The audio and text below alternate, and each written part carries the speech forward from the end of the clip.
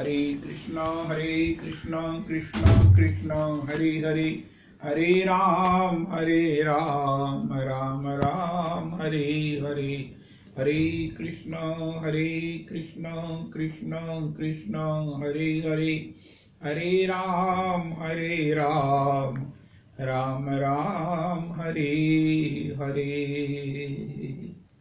आज श्री श्री गिरिराज पूजन और उसमें भी एक बहुत बड़ा सहयोग है हमारे पूज्य पिताश्री, जो इस सत्संग के इस महा वट वृक्ष के रस वृक्ष के जो है वो फाउंडर हैं, जिन्होंने इसका सब प्रकार से बीजारोपण किया, इसका समारंभ किया। कैसा व्यक्तित्व है कि जिन्होंने इस प्रकार का बड़े बड़े वृक्ष लगाओ की चर्चा होती है, होनी भी चाहिए, वृक्ष लगाने भी चाहिए। उनका महाराज वृक्ष जब लगते हैं तो फिर कहते हैं इसमें फल वाले ना लगाओ, क्योंकि फिर लोग तो तोड़ेंगे, ट्रैफिक और सब प्रकार से कुछ झगड़ा हो सकता है। वृक्ष तो लगाओ केवल हरियाली के लिए, फल ना लगें, ताकि कोई विवाद ना हो। लेकिन ऐसा वृक्ष जिसमें महाराज फल भी लगे, विवाद भी ना हो, यहाँ तक कि सारे विवाद ही जिससे खत्म हो जाए। तो मन में आता है रविदास जी के भाई जीवन मिला है, मनुष्य जीवन, इसमें कोई किसी की सेवा, किसी का कोई हित कर सके। क्या हम डॉक्टर बन के किसी का हित कर सकते हैं? बड़े बड़े लाइक बच्चे जब वो टॉप करते हैं, एक बंसी बुक होनी टॉप करते हैं, तो उनसे पूछा जाता है कि महाराज आप क्या बनना चाहते हैं? उनका मैं डॉक्टर बन के समाज की सेवा करना चाहती हूँ।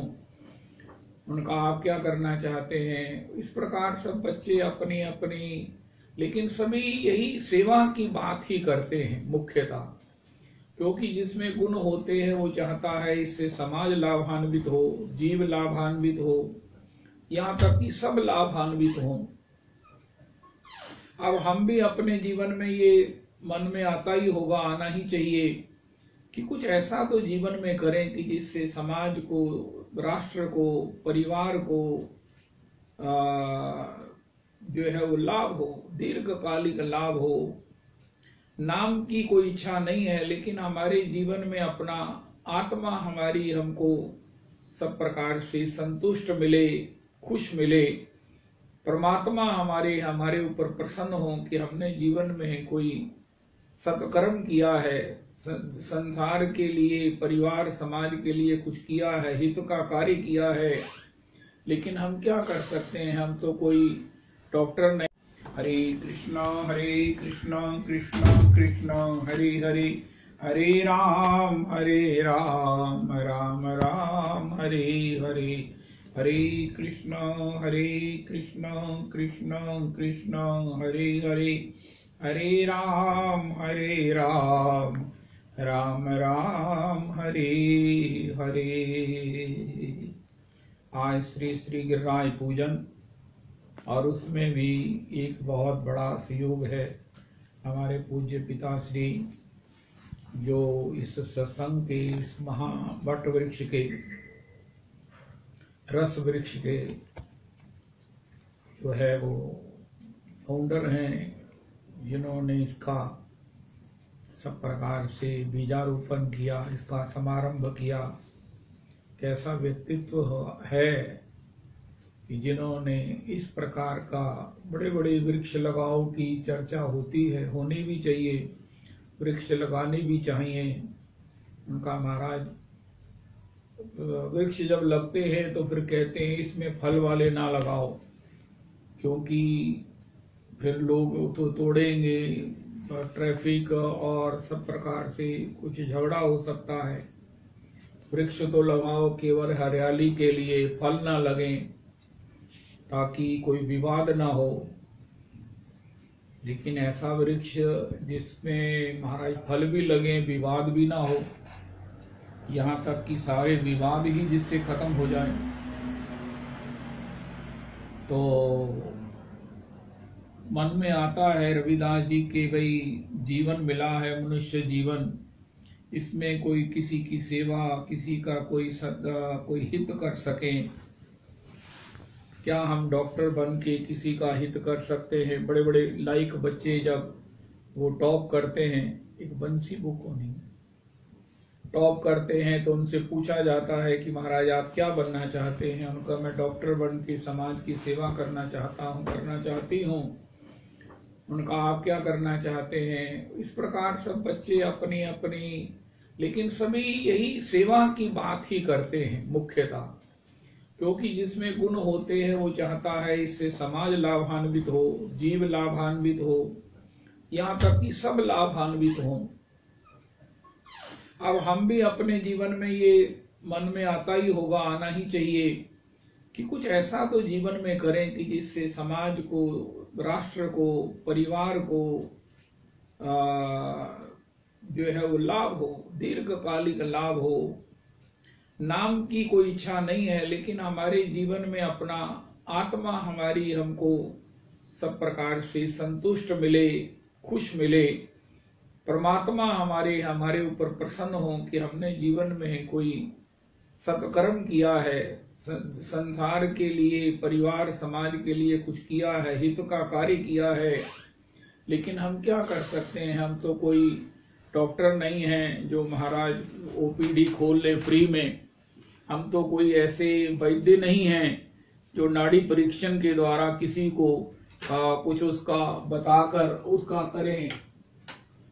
अगर कोई हम चैरिटेबल ट्रस्ट भी खोलते हैं तो वो भी महाराज चलाना अकेले कैसे संभव है।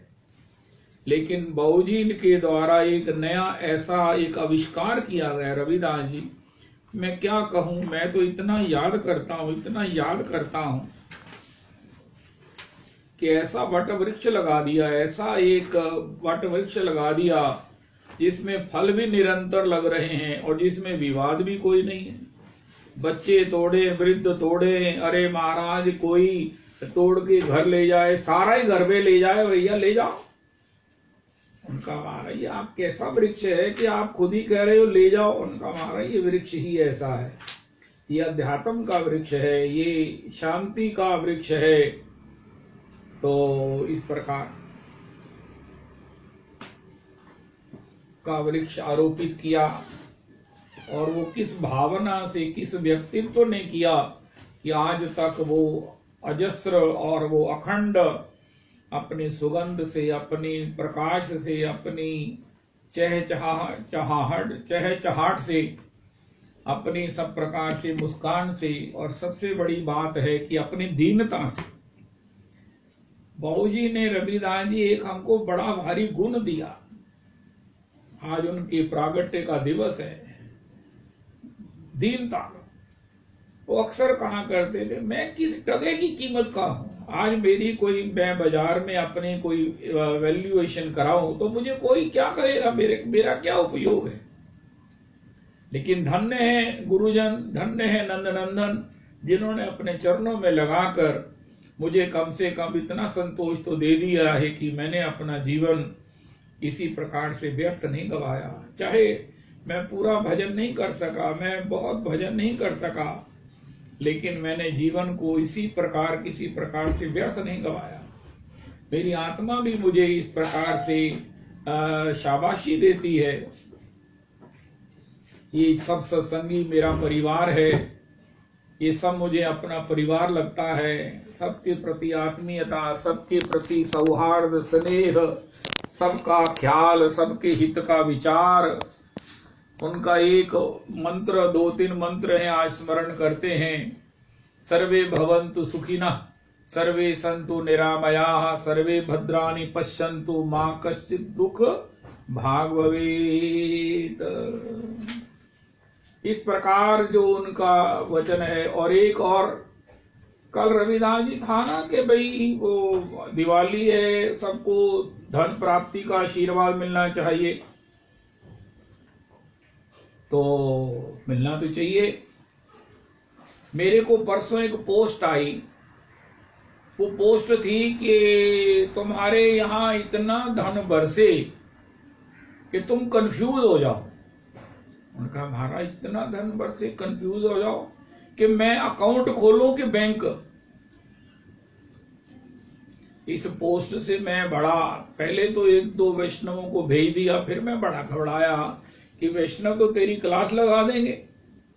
रागानुगा भजन का पथ पर हम चलने वाले, हमको तो इतने धन का आशीर्वाद देने वाली पोस्ट भेज दी है, चाहे फॉरवर्डेड है, लेकिन ये क्या हमको महाराज को वरदान दे रहा है कि हमें कोई आशीर्वाद दे रहा है कि हमारा फ्यूचर, हमारा सब परिणाम हमारा बिगाड़ रहा है, हमारी वृत्ति को बिगाड़ रहा है। फिर मैंने ऐसे धन अपेक्षित लोलुप जनों के लिए 2-4 जनों को, रिश्तेदारों को प्रेषित किया कि जिनको ऐसी इच्छा हो सकती है कि भगवान तुम्हें इतना धन दे, तुम्हारे यहाँ धनतेरस पर इतनी धन की वर्षा हो कि तुम कंफ्यूज हो जाओ कि मैं अकाउंट खोलूं कि बैंक खोलूं। तो बाबूजी का इस विषय में धनतेरस, दिवाली का आशीर्वाद क्या है, और हमेशा ही हमारा वो एक सत्संग का नारा रहेगा, सत्संग का हमारा एक चिन्ह रहेगा, साईं इतना दीजिए जा में कुटुंब समाए, मैं भी भूखा ना रहूं मेरा साब ना भूखा जाए। कबीर जी के ये वचन जो है ना, ये अमृत वचन है। रविदास जी ये शब्द में, वर्ण में अमृत भरा हुआ है। इससे आगे की कल्पना करने वाला कितना नादान है, और अपने लिए जीवन में अशांति की और दुर्गति की कितनी बड़ी वो स्वयं ही वो गड्ढा खोद रहा है, इसका कोई हिसाब नहीं है। रघुनाथ जी ने भी कहा, अगर जीवन में मेरे रसास्वादन को करना है, मेरी भक्ति को करना है, या अपने आनंद को प्राप्त करना है, अपने जीवन के कल्याण को प्राप्त करना है, तो इस पथ पर चलने के लिए एक ही सावधानी है, यथा लाभ संतोषा। यथा लाभ संतोषा, जो कुछ तुम्हारे पास है उसे ऐसा मैनेज करो, उसको ऐसा सब प्रकार से उसको सेट करो कि तुम्हारे जीवन में खुशी ही खुशी हो जाए। अपने पास जितना भी है उसी में अपने को एडजस्ट करो। ये जो एडजस्टमेंट है, ये जो संतोष है, ये मेरी भक्ति का एक ऐसा एक्सीलेटर है जो तुम्हारी गति को रुकने नहीं देगा। तो परम पूज्य भावजी को ये बड़ा प्रिय, और उन्होंने जीवन भर भगवान ने उनकी ये जो प्रार्थना है, उनकी इच्छा है, उसको पूरा किया। आज से आज तक भी हमारे घर में, हमारे परिवार में, बाबूजी के खानदान में सब इसी प्रकार है। साईं ने इतना दिया हुआ है कि वो भी, हम भी भूखे नहीं और हमारा सांप भी भूखा नहीं जाता है। जरूरत का सब कुछ है, अभिमान करने का कुछ नहीं है। जिसका हम अभिमान करें, चाहे वो रूप हो, चाहे वो धन हो, चाहे वो विद्या हो। तो मैं परसों अक्सर सोचता हूं कि ठाकुर जी आपने मुझे व्यासासन पर बिठा दिया, मुझे संस्कृत नहीं सिखाई। उनका ए मूर्ख, तू खुद ही तो, मैंने तो तेरे को कितने जन्मों में कहा कि तू संस्कृत का पंडित हो जा, सही उच्चारण किया कर, लेकिन तू खुद ही कहता है कि मैंने उच्चारण सही सीखना ही नहीं है, मैंने रहना ही अपूर्ण है। मुझे दूसरे की, रवि जी की और सबकी विद्वानों की अपेक्षा बनी रहे, मैं सब में दीन बना रहूं। अगर मैं सही उच्चारण करूंगा तो मैं किसी की गलती देखूंगा और मुझे अभिमान होगा, मैं कभी यहाँ जाऊंगा, कभी वहां जाऊंगा कथा करने, लेकिन अब तो मेरे को संस्कृत नहीं आती, शुद्ध उच्चारण नहीं आता, तो उसके कारण मैं तो पुरुषोत्तम मंदिर के ही काम का हूँ। मुझे एक पुरुषोत्तम भगवान है जो ढो रहे हैं, मुझे निभा रहे हैं, क्योंकि उनको पता है कि इसे नहीं आता, चलो कोई बात नहीं, कोई बात नहीं, बड़ी देर का लगा हुआ है, आप पुराना नौकर कहाँ निकालें, ठीक है, जब तक जीवित है ये रहे, कोई नहीं। तो तुम खुद ही तो बारंबार, तेरे को कितने जन्मों से कह रहा हूं तू विद्वान हो जा, शुद्ध उच्चारण कर, तो तू खुद ही जो है ना उसको महाराज सब प्रकार से मना करता रहता। तो अब रहे ऐसे ही। महाराज ये तो अच्छा है, मैंने खुद ही कहा, और मैं बड़ा खुश भी हूं कि मुझे संस्कृत नहीं आती, मुझे शुद्ध उच्चारण नहीं आता, मैं ज्यादा क्या अभिमान कर ही नहीं सकता, मैं काहे का अभिमान करूंगा। और मैं हमेशा विद्वानों के चरणों में झुका हुआ उनकी सराहना करता हूँ। मुझे विद्वान बहुत प्रिय हैं, यद्यपि मैं विद्वान नहीं हूं, ना बनना चाहता हूं, ना बना हूं। भगवान की ऑफर के बाद भी मैंने मना कर दिया। ऐसा मुझे भगवान कह रहे हैं, तुमने कई जन्मों से मुझे मना किया है और इतना तो जिद्दी है, कह रहा है कि मैंने नहीं विद्वान बनना, मैंने पूर्ण नहीं बनना, मैंने हमेशा जो है ना वो अध कचरा क्या, मैंने तो बस 1-2% ही से गुजारा करने वाला बनना है। तो फिर ठीक है, जैसे तुम्हारी इच्छा है। तो इस प्रकार परम पूज्य बाबूजी के द्वारा एक सर्वे भवन्तु सुखिना, एक साईं इतना दीजिए जामे कुटुंब समाए, मैं भी भूखा ना रहूं, मेरा साहब ना भूखा जाए। और तीसरा बाबूजी का भी मुझे वचन याद आया, वो थोड़ा सा अभी विस्मरण हो रहा है। तो ये उनकी ऐसी कोटेशंस हैं जो जिंदगी की अनुभवों से सब प्रकार से उसकी चाशनी में डूबी हुई। वो मतलब अगर इससे आगे इधर उधर हम सोचेंगे ना तो बड़े संकट में पड़ जाएंगे। जब भी हम जीवन में परेशान हो तो उसको देख लें कि महाराज हमने साईं को क्या इतना तो नहीं कह दिया। तीसरी बात याद आ गई कि आप सद संकल्प कीजिए, भगवान उसे पूरा करेंगे। और ये उनके जीवन में किस प्रकार फलीभूत हुआ, पूरा हुआ कि मैं बस सत्संग में मेरे को इतना आनंद आता है, मुझे भगवत कथा में, हरि कथा में इतना आनंद आता है कि हे ठाकुर जी, मेरा जितना जीवन में कथा सुनता रहूं बस। परम पूज्य बाबूजी से पूछा कि बाबूजी आप कथा के लिए इतना कहते हैं कि बस मैं कथा ही सुनता रहूं। उनका अरे भैया ये बड़ी चालाकी है, ठाकुर जी को कृपा कराने के लिए जब कथा सुनेंगे तो सवेरे नहाएंगे ना। जब सर्दी गर्मी में आप 12 महीने नहा रहे हैं तो इससे बड़ा स्वास्थ्य क्या होगा। सबसे पहला अस्वस्थ व्यक्ति कहता है मैं नहाया नहीं, मैं स्वस्थ नहीं था। तो जब मैं नहाया नहीं तो मैं सत्संग में कैसे जाऊं। तो आप नहाए, और नहाने से पहले आप जगे कब, जब आपको रात को नींद आई। नींद तभी आई जब आप स्वस्थ थे, आपका खाना पाना सब पच गया, तभी आपको नींद आई। तो जिसको नींद आ जाए, समय पर नींद आ जाए, जो समय पर सवेरे सवेरे जग जाए, early to rise and early to bed makes the man healthy wealthy and wise. अब बताओ क्या चाहिए।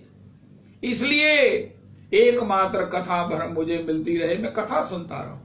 और लास्ट डे जब अपने जीवन का था उनका, जिस उस निर्जला एकादशी की उस संध्या रात्रि को उन्होंने अपनी जीवन लीला समाप्त की, पूर्ण की, वो उस दिन भी सत्संग में आए रविदास जी। मुझे एक सत्संग के बाद कहने लगे आज मुझे बड़ी वीकनेस सी फील हो रही है। मैंने कहा मैं बाबूजी आपको गाड़ी तक छोड़ाता हूँ। उनका नहीं नहीं ऐसा भी कुछ नहीं है। अच्छा चलो ठीक है, मैं चला जाता हूँ। वो जतिन क्या नाम है, मिक्की, वही बाबूजी को ले जाता था, या ये अपने वरिंदर खन्ना जी। तो गाड़ी में गए भी, और उस दिन शॉप पर भी गए रविदास जी। अपना दिन भर का जो भी वो भैया लड्डे में बनाते थे बनाई भी। एकादशी का जो है वो पूड़ी कुट्टू के आटे की और वो आलू की सब्जी के साथ, कद्दू के साथ प्रसादम भी लिया। और फिर जो है वो विश्रामस्थ हुए। ऐसे विश्रामस्थ हुए कि बस उसी विश्राम में गाय गाय गुणगन विमल भगवत चरणों में चले गए। तो ये जो सद संकल्प है, अगर हमारा कोई संकल्प पूरा नहीं हो रहा है, अरे महाराज हम तो ये चाहते हैं, ठाकुर जी कब हमारी सुनेंगे, उनका पहले आप चेक करो। ये मत कहो कि ठाकुर जी नहीं सुन रहे हैं। ठाकुर जी तो हृदय में बैठे हुए, अंदर बाहर, वो कहीं नहीं सुन रहे हैं, वो 100 कानों से सुन रहे हैं। आज की तारीख का प्रसंग है। भगवान हमारी सुन नहीं रहे, उनका महाराज भगवान कहते 1000 कानों से तुम्हें सुन रहा हूं। उनका फिर पूरा नहीं कर रहे। उनका तेरा संकल्प सद नहीं है, तेरे हित में नहीं है, समाज के हित में नहीं है। अगर तेरे हित में हो तो मैं तेरे कहते ही उसे पूरा कर दूं। और चौथा बाबूजी का एक वचन है कि हमने अभिमान से कोई ना कोई फड़ मारी है, जो आज दुख के रूप में हमें, आज शर्मिंदगी के रूप में हमारे सामने आ गई है।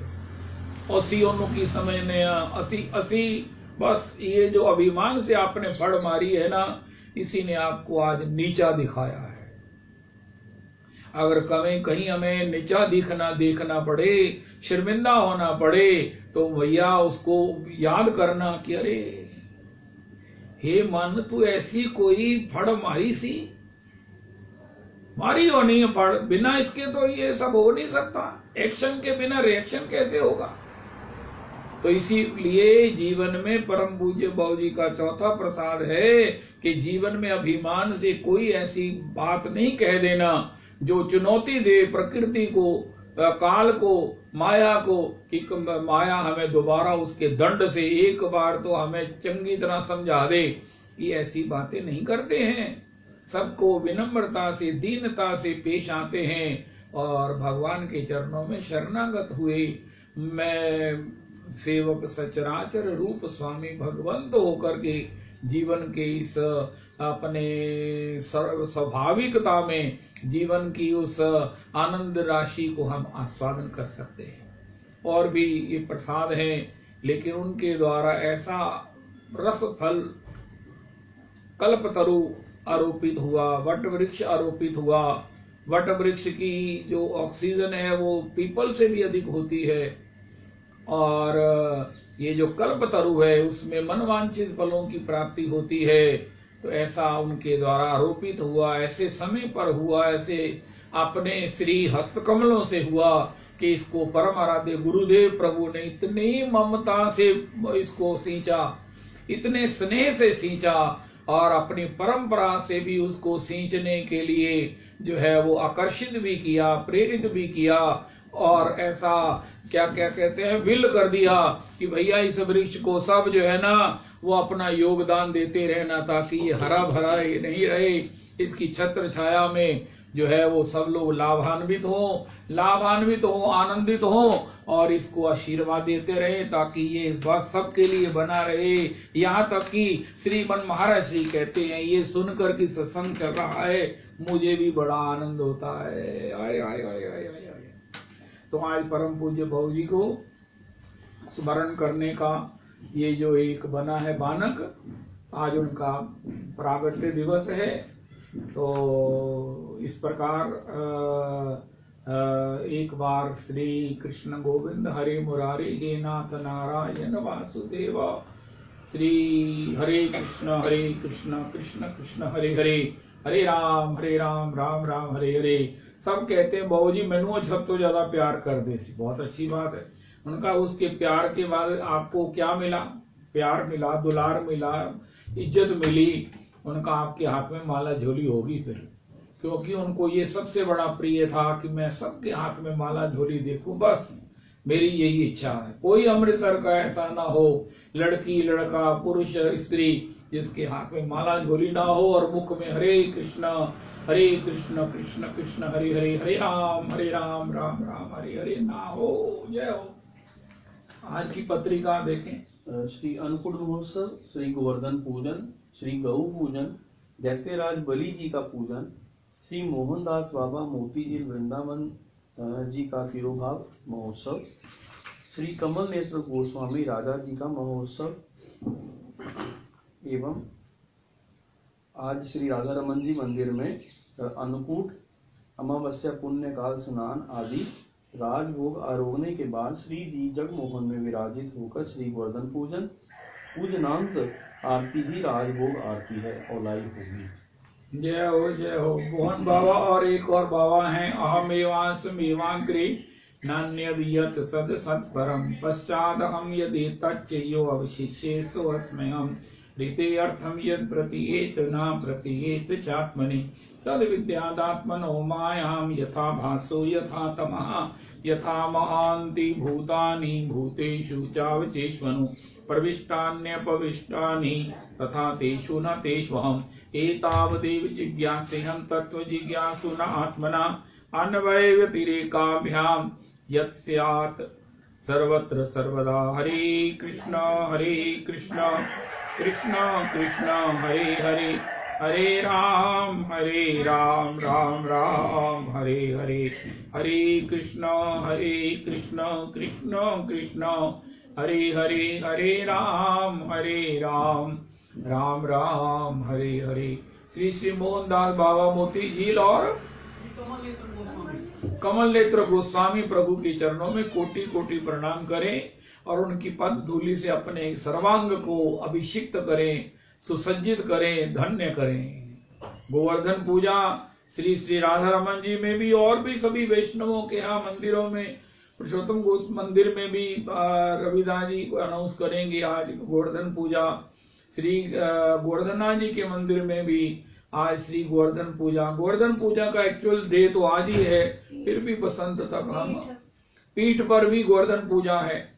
मुझे समाचार मिला है कि 11 से 1:30 बजे तक पीठ पर गोवर्धन पूजा है और संध्या को श्री जैसे वो स्वामी जन करते हैं, उनकी कोई तुलना नहीं है। किस रीति से, किस सज्जा से, किस उत्साह से, किस भाव से वो गोवर्धन पूजा का उत्सव संपन्न करते हैं, वो सब देखते ही बनता है। रविदास जी सब सूचना देंगे। तो ये सब भाव है।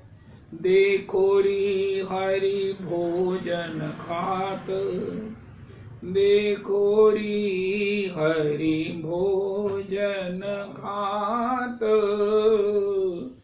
सहस भुजा धर उर जे मत है, सहस भुजा धर उत जे मत है, इत गोपन सो करत है बात, देखो री हरि भोजन खात, ललिता कहत देख हो राधा, जो तेरे मन बात समात, धन्य सबे गोकुल के वासी, संग रहत गोकुल के नाथ। ललिता कहत देख हो राधा, जो तेरे मन बात समात, धन्य सबे गोकुल के वासी, संग रहत गोकुल के नाथ, देखो री हरि भोजन खात, जे मत देख नंद सुख दीनो,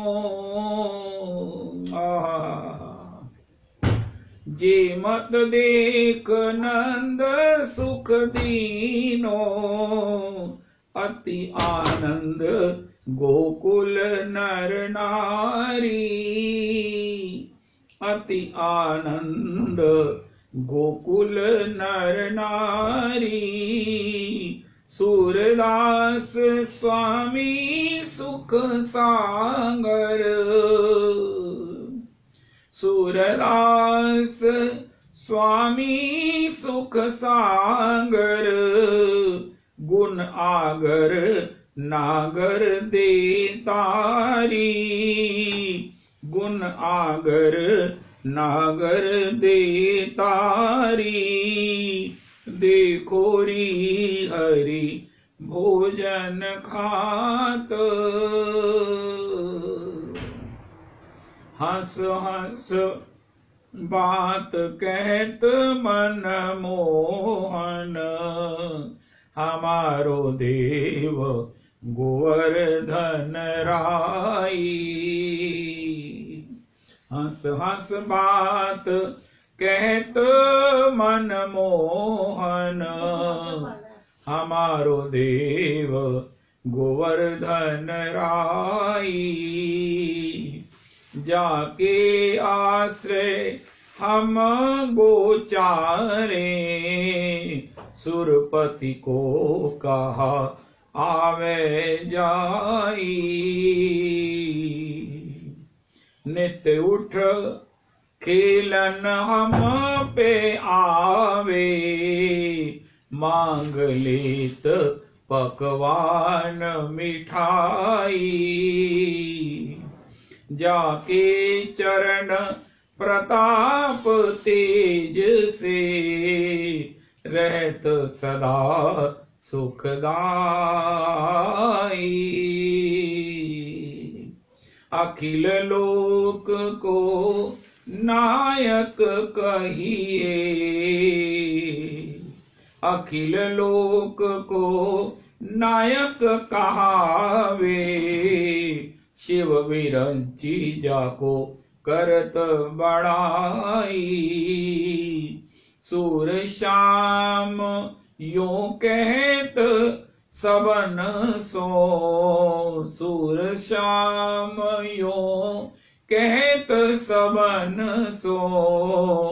गोवर्धन की करो पुजाई, गोवर्धन की करो पुजाई। हंस हंस बात कहत मन मोहन, हमारो देव गोवर्धन राई। श्री आज एक समाचार है कि वो जियालाल जी कह रहे हैं कि जिन्होंने ये सेकंड अनुष्ठान किया है पुरुष चरण, लघु पुरुष चरण, मधु पुरुष चरण रात्रि का, दिवाली का, तो ये इसके लिए यज्ञ करना है। इन्होंने माता श्री से आज्ञा ले ली है, तो ले ली होगी, तो आप जियालाल जी को बता दीजिए अपना नाम के भी आपने ये किया है, ताकि उसके मुताबिक वो गौशाला पीठ पर यज्ञ की व्यवस्था करना चाहते हैं। इन एडिशन टू दैट और अल्टरनेट टू दैट, मैं चाहता हूं कि चाहे पहला अनुष्ठान किया है चाहे दूसरा किया है, इसका एक ग्रुप जो है ना वो श्री गिरिराज जी की परिक्रमा करेंगे। रविदास जी आप जरा मोहर लगा दो, बोलो गिरिराज महाराज की जय, श्री गोवर्धन नाथ की जय, श्री गिरिराज धरण की जय। मेरे श्री के बूढ़े भी चलेंगे, चाहे 10 बार रास्ते में रुक कर जाना पड़े, 10 दिन में हो, श्री गिरिराज जी की परिक्रमा करेंगे, पैदल परिक्रमा करेंगे, निरावरण पांव परिक्रमा करेंगे। क्यों? ये लघु पुरुष चरण, मधु पुरुष चरण, 2 पुरुष चरण, 1 पुरुष चरण, या जितना भी हो सका है, ये गोपाल मंत्र का जो है हमने अधिक मास में और कार्तिक मास में किया है। सब जैसे भी होगा इसका मन में भाव रखना है, और श्री गिरिराज जी ही इसको कृपा करके संभव कराएंगे और इसका आनंद सबको देंगे। तो ये मेरा विचार है। बाकी यज्ञ करना तो जिन जिन को अपेक्षित हो, इच्छा हो, वो जियालाल जी को फोन करके अपनी संख्या बता दें ताकि उसकी वो व्यवस्था कर दें। तो इस प्रकार आज गोवर्धन पूजन श्रीमद् भागवत जी में जो गाया गया वो श्री हरे कृष्ण सरस्वती प्रभु ने पदावली में उसका गान किया है, वो हम सुनते हैं। समस्त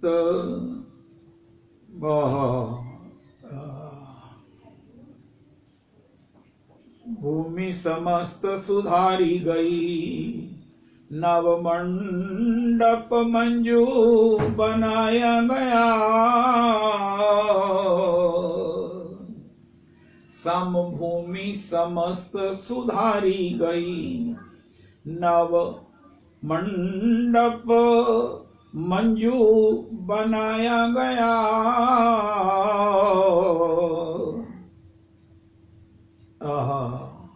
कल कुंड भी खोदा गया, कल कुंड भी खोदा गया विधि से। बहु पल्लव पुष्प सजाया गया, बहु पल्लव पुष्प सजाया गया।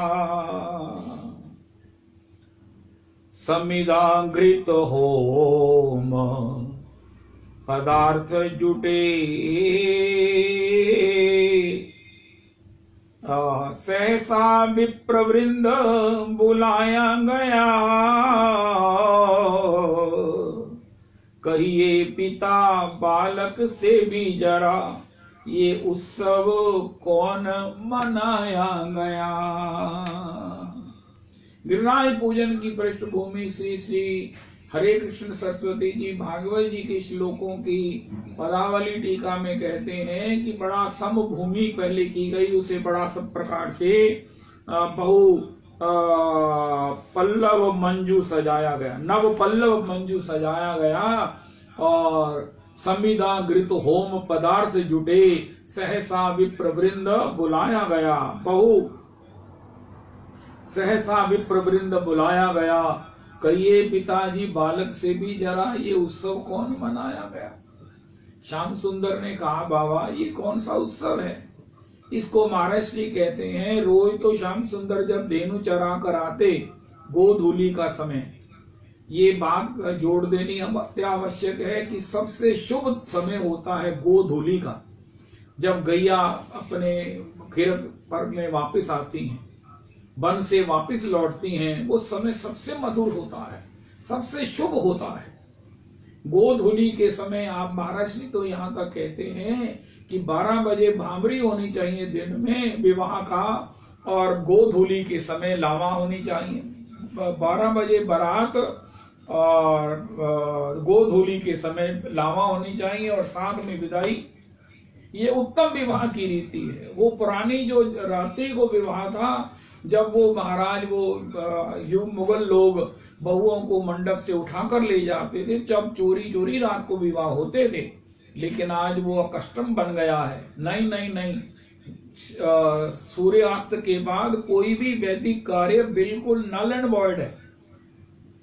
वो बिल्कुल जो है वो उसका कोई भी जो है ना लाभ नहीं है। आप यज्ञ करो, आप कुछ भी करो, वैदिक कोई भी काम सूर्यास्त के बाद एकदम निष्फल निष्प्राण हो जाता है। बाकी आपकी इच्छा है। तो हम भी सब वैष्णव लोग ऐसा संकल्प करें, परिवार में ऐसी मानसिकता बनावें कि 12 बजे जो है वो हम अपने घर में बारात आवे या जावे, और गोधूली के समय भामरी हो या विदाई हो, ये समय जो है वो इसका उपयोग करना चाहिए। बिना मुहूर्त के ये दोनों ही समय अति महत्वपूर्ण होते हैं। तो भगवान धेनु चारण से जब लौटे तो रोज तो माता पहले आरती उतारती है, लाला की सब प्रकार से धूली झाड़ती है, लाला के पांव दबाती है, लाला की भुजा चेक करती है, कहीं गैया ने पूछ तो नहीं मारी, लाला के सौंदर्य को देखकर बलिहार होती है। अरे लाला मैं तुझे किस किस की नजर से बताऊं, अरे तू इतना सुंदर क्यों हुआ, तू इतना सुंदर क्यों हुआ, अब मैं तुझे किस किस की नजर से बताऊं। मैया नजर उतारती है, मैया आरती उतारती है, बलिहार जाती है, दैव को महाराज कोटि कोटि प्रणाम करती है, जिसने उनको श्री नंद नंदन सा, श्री श्याम सुंदर सा लाला दिया है। देख देख कर, मुख देख देख कर मैया बलिहार होती है। लेकिन आज क्या हुआ, भगवान को तो यही रोज की आशा, रोज का अभ्यास है कि मैया दरवाजे पर खड़ी है और सब प्रकार से भुजा उठाकर, भुजा फैलाकर उसको कंठ से, हृदय से लगाने के लिए तत्पर है।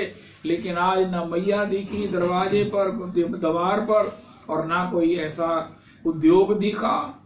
इंस्टेंट जब भगवान ने पूछा मैया कहाँ है, उनका मैया रसोई घर में है। उनका मैया रसोई घर में, आज पकवान देरी से बनेंगे। उनका नहीं नहीं। तो भैया ए लाला बाहर बाहर बाहर, तूने किसी चीज को छीन तो नहीं दिया, तू भीतर कैसे आ गया? अरे जाओ जाओ पहले पांव धो, जाओ जाओ बाबा के पास, खिरक में जाओ, बाबा के पास बैठो, तो भीतर नहीं आना, भीतर नहीं आना। ओ भगवान ने कहा अरे ये क्या हो गया? महाराज श्री सुनाते, महाराज जी का इस पद को इस रूप में व्यक्त किया गया। अरे भगवान ने कहा ये कौन मेरे घर में आ गया जिसने मुझे ही पराया कर दिया? अरे मेरी माता के समान लविंग कौन हो सकता है? और मुझे माता के दुलार की मन में ही इच्छा बन जाती कि मैं जब जाऊंगा तो माता की आंखों में स्नेह होगा, माता मुझे हृदय से लगाएगी, माता का चाव, माता का दुलार ही पूरा नहीं होगा, मेरी आरती उतार कर भूल जाएगी कि मैंने अभी आरती की है, फिर आरती करेगी, मुझे चूमेगी, मुझे सब प्रकार से मेरे सराहना करेगी। लेकिन ये कौन आ गया मेरे घर में जिसने ये सब कुछ जो है वो बिगाड़ दिया? तो भगवान जो है माता के कहने पर जा जा तू बाबा के पास जा, खिरक में जा, बस बिल्कुल घर में नहीं आना। किसी चीज को छीन नहीं देना। बाबा के पास गए तो बाबा ये सब क्या है?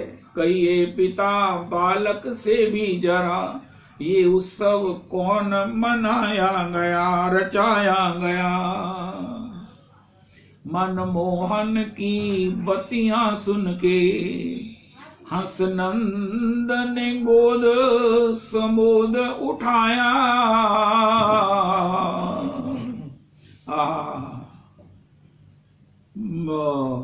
उठाया।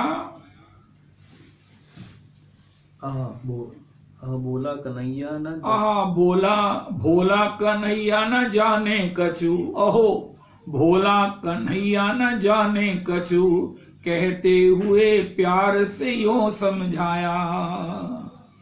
ये इंद्र की पूजा का उत्सव है, जिसने जल वर्षक मेघ बनाया। तृण धान्य प्रदाता हमारा वही, कुल देवता पूजा की है सब माया। ओ लाला बोला है, जानता नहीं है लाला, ये जो है ना ये हमारी कुल देवता है इंद्र, जिन्होंने जल वर्षक मेघ बनाया है। ये जल जब करते हैं ना तभी तृणांकुर ये सब तृण धान्य प्रदाता हमारा वही इंद्र, कुल देवता पूजा की है सब माया। ये हमारे परंपरा से बाबा पड़बाबा सब ये उत्सव करते आए हैं। और फिर ये वर्षा का देवता है, देखो ना अब वो वर्षा करते हैं तभी तृण धान्य इत्यादि सब होता है। तो लाला ये इस प्रकार है, तुझे मैंने बता दिया। निज कर्म प्रताप से जन्म मिले, निज कर्म ही विश्व में जीवन दाता। निज कर्म से शत्रु सखा बनते, निज कर्म से काल भयंकर आता। जिन निज कर्म विपाक के बंधन से, ये जीव विविध फल जीव विविध प्रकार के पाता। इस कारण कर्म ही ईश्वर है, बिना कर्म ना ब्रह्म विधान बनाता।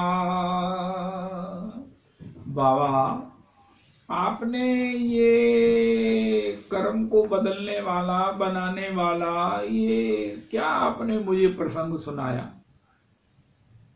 कि बाबा इंद्र ही वर्षा करते हैं उससे धन धान्य होता उनका? बाबा नहीं नहीं नहीं नहीं नहीं, ये सब जो है ना ये जो तुम बात कह रहे हो ये बाबा मेरी समझ में नहीं आती है। रवि रश्मियों से जल वाष्प बनी, रवि रश्मियों से जल वाष्प बनी, उड़ी व्योम में बोहित वायु के द्वारा। किसी शैल समुन्नत से टकरा, वसुधा तल पे वर्षी जलधारा। तृण अन्न उगे सब जीव जिए, यही सृष्टि अनादि का है क्रम सारा। फिर इंद्र की पूजा करें हम क्यों, फल देता हमें कर्तव्य हमारा। बहुभांति से पालक पोषक है, ब्रजवा वनवासियों का वनराज यही।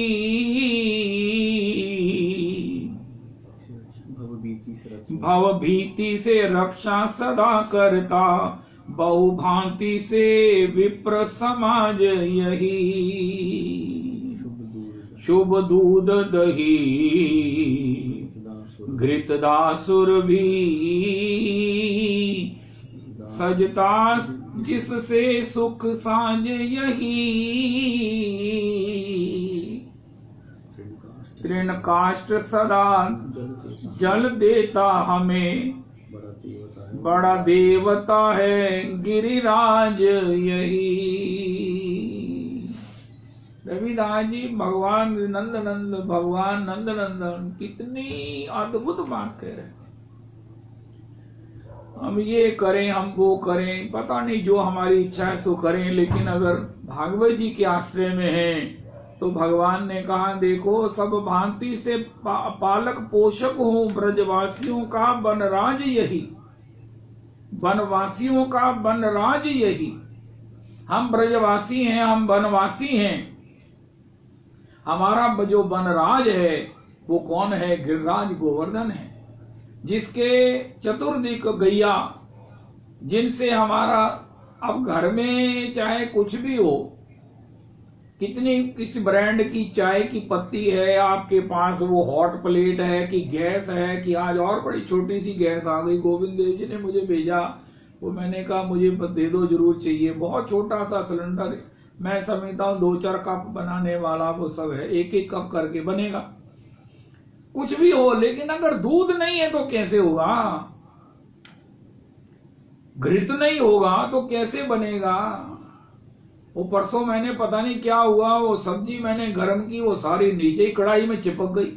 मैंने कहा ये क्या हुआ भाई, ये मैंने गरम ही की है, मैंने को बनाई थोड़ी। अरे भैया कहते नीचे पहले घृत डालना था, वरना वो उसके बेस को चिपक जाती है और फिर इसमें से जो है ना वो और तरह की गंध आने लगती है। पहले घृत डालो। बिना घृत के कैसे बनेगा काम रविदास जी? बिना दूध के कैसे बनेगा? चाहे हम चाय ही क्यों ना पिए, अरे बच्चे दूध के बिना कैसे पोषित होंगे? और ये सब जो है ये सब जो तृण है, काष्ठ है, जल है, ये सब श्री पहाड़ों से, श्री गिरिराज जो सभी गिरियों के महागिरी हैं, उन्हीं से तो होता है। बरसी वसुधा पे जलधारा, ये से भगवान ने कहा ना कि रवि रश्मियों से जल वाष्प बनी। सूर्य भगवान सभी जल को जो है वो वाष्प बनाकर, सूर्य रश्मियां उसको वाष्प बनाकर उड़ाकर ले जाती हैं और उसी उड़ी व्योम में मोहित वायु के द्वारा। अब ये प्रोसीजर इंद्र करते हैं, वायु के द्वारा वो रश्मियां उस जल को वाष्प बनाकर अपने पास ले जाती हैं। फिर किसी शैल समुन्नत से टकरा वसुधा तल पे बरसी जलधारा। और वही जब श्री सूर्य भगवान मेघों को देते हैं और मेघ उस वाष्प को उसको आकर्षित किए हुए को जब पहाड़ों से उसको सब प्रकार से उस पर बरसाते हैं तो जलधारा के रूप में वो हमें प्राप्त होता है। तृण अंग सब कुछ तभी उगता है। तो भगवान ने ये सब उसकी पृष्ठभूमि, उसकी साइंस जो है वो बताई और बताया कि बाबा देखो, रविदास जी एक बड़ी अद्भुत भगवान ने बात कही। भव भीति से रक्षा सदा करता, विधि पूर्वक विप्र समाज यही। ये जो भव भीति है ना, मुझे भव से बड़ा डर लगता है, क्योंकि पता है पुनर्जन्म होगा, और जब अवस्था बड़ी होती है तो सब जो है ना वो सिट्टी बिट्टी गुम हो जाती है। सीनियर सिटीजन को जब भी मिले ना 25 पैसे ब्याज ज्यादा, 50 पैसे, तो समझना खतरा शुरू। उनका ये 25 पैसे जो आप ज्यादा ले रहे हैं ना, इसको आगे देखने का समय आ गया कि अब आपका बस धीरे धीरे यहाँ से पलायन होने वाला है, और आगे कहाँ जाना इसकी तैयारी कर लो, क्योंकि जीवन नित्य है, जीना पड़ेगा, किसी योनि में किसी शरीर में जाना ही पड़ेगा, वरना भूत प्रेत बनेंगे। हाँ, एक ऑप्शन है कि भगवान की सेवा में जाकर हम दिव्य हो सकते हैं, अपना निज स्वभाव स्वरूप और सब प्राप्त कर सकते हैं। लेकिन अगर ऐसा कुछ नहीं किया तो हमें किसी न किसी सूकर कुकर की योनि में उल्टे लटकना ही पड़ेगा। जन्म लेना ही पड़ेगा, क्योंकि मृत्यु के बाद ध्रुवा जन्म है और ध्रुवा जन्म के बाद ध्रुवा मृत्यु है।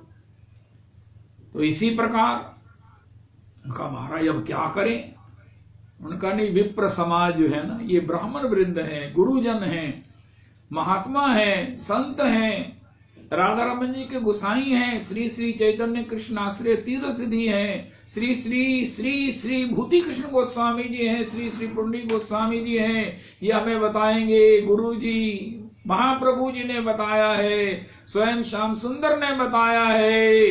हरे कृष्ण कृष्ण कृष्ण हरे हरे, हरे राम राम राम हरे हरे। उनका इसके बाद आपकी सदगति नहीं, आपके अधीन हो जाएंगे श्याम सुंदर, जो काल का भी काल है, काल का भी नियंता है, जिसके नाम से काल भी डरता है, उसका अगर तुम नाम स्मरण करोगे, उनका हमको तो नाम स्मरण नहीं होता हमसे, उनका हमारा पात्र ले जाओ।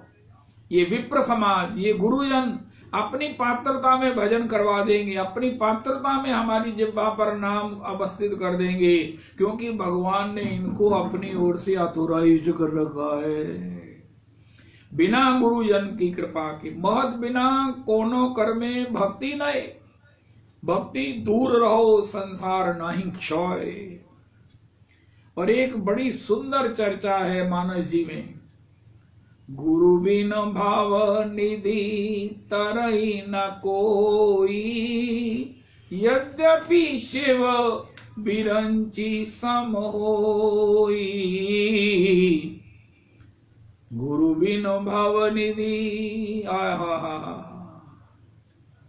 तरई न कोई, इसमें एक शब्द गलत होगा, विष्णु और की तरह चाहे कोई हो जाए, लेकिन बिना शिव और बिना विरंची भी हो जाए, शिव भी, अगर बिना गुरु के कोई कहे कि मैं भवसागर से पार हो जाऊं, जब हो ही नहीं सकते।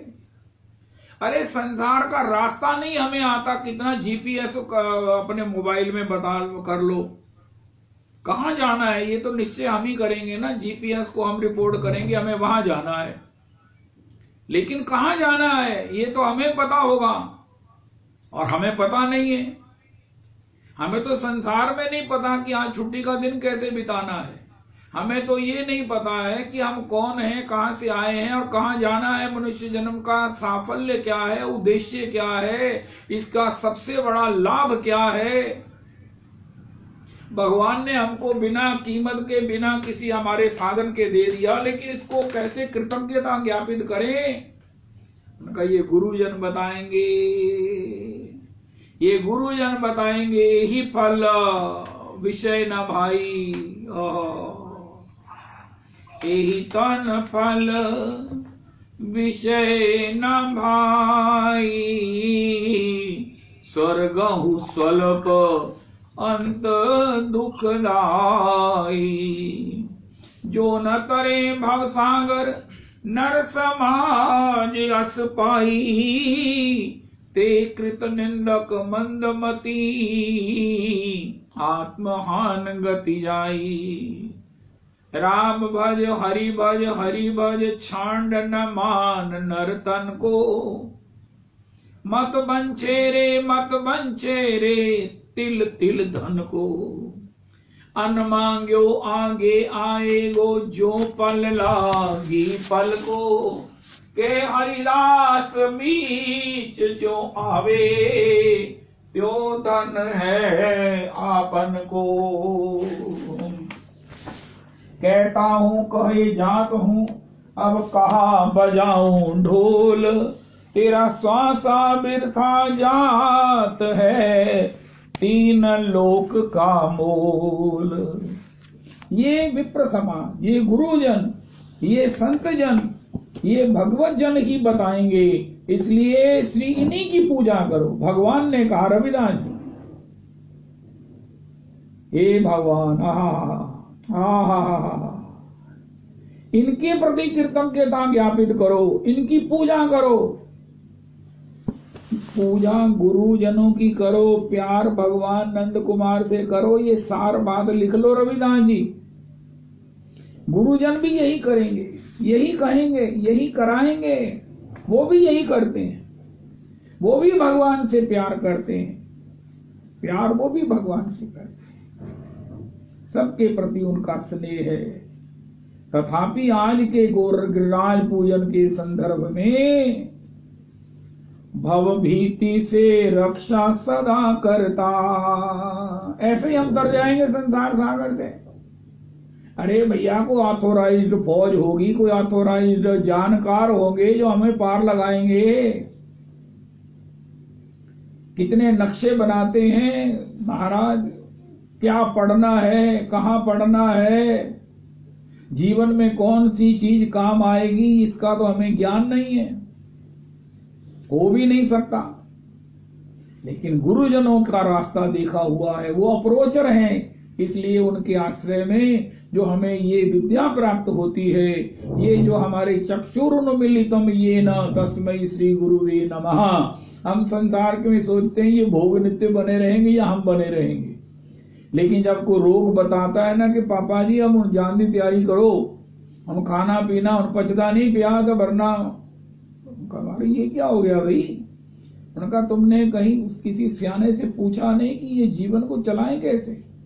जीवन का कोई ऐसा उद्देश्य नहीं हमें पता चला। उनका ये जो बताते हैं, श्रीमन भगवान ने कहा बाबा उनकी पूजा करो, देवताओं की पूजा करके वो तो श्री संत मंदिर के पिताजी कहते रिश्वत देते हो। उनका धर्म है, उनका दायित्व है, इसके लिए उनको पेमेंट मिलती है, सैलरी मिलती है। सूर्य भगवान प्रकट होते हैं, अपना प्रकाश देते हैं, चंद्रमा शीतलता देते हैं, अग्नि ताप देती है, पवन हवा देता है। भगवान कहते हैं ये मेरी शक्ति से, मेरी आज्ञा से, मेरे द्वारा पेड़ और देव सब रंग भिखारी, सूरदास जी कहते हैं। लेकिन उनका फिर महाराज हमारा मन है, हमारे घर को पधारे, हम उनके चरण प्रक्षालन करें, उन्हें तिलक लगावे, माल्यार्पण करें, उनका सुंदर सुंदर उनको श्री गिरिराज जी का प्रसाद उनको निवेदन करें महाराज, और उनके साथ बैठकर आपकी चर्चा करें। किससे करें? उनका महाराज ये करने के लिए भाव भीति से रक्षा सदा करता। जिसकी दीक्षा हो गई है ना, जिसको गुरुजनों के चरणों में श्रद्धा है, जिन्होंने आत्मसमर्पण किया है, उनको बस मौज करनी चाहिए। गुरु जी जो कहते हैं सो करो, जितना कहते हैं उतना करो, जितना नहीं कर सकते उन्हीं से कंसेशन ले लो। उससे क्या होगा, बाकी का वो कर देंगे। भव सागर से पार होने के लिए जितना भजन चाहिए उतना तो कोई कर नहीं सकता है। ये तो गुरुजन है, कहते हैं अच्छा बाकी का भजन मैं कर लूंगा, तू बस मेरे शरणागत हो गया है, तो निश्चित समझ कि मैं भगवत सेवा में और तू भी भगवत सेवा में। श्री ते किए आप समान, गुरुजन किसी के ऊपर डुल जाते हैं, बरस जाते हैं मेघ की तरह। तो श्री आज के दिन भगवान ने गिरिराज पूजन के दिन पर कहा कि इन गैयाओं की पूजा करो। बाबा प्रकृति की पूजा करो। प्रकृति भी एक व्यक्तित्व है जो प्रकट होती है, जो विकसित होती है, जो हमारे लिए उपलब्ध होती है बिना किसी स्वार्थ के। प्रकृति को यही है कि हम उसका उपयोग करें, हम उसका संरक्षण करें, हम उसकी वृद्धि करें, हम पेड़ लगावें, हम फल फूल जो है वो प्रकट करके ठाकुर जी की सेवा में ठाकुर जी को सजावें।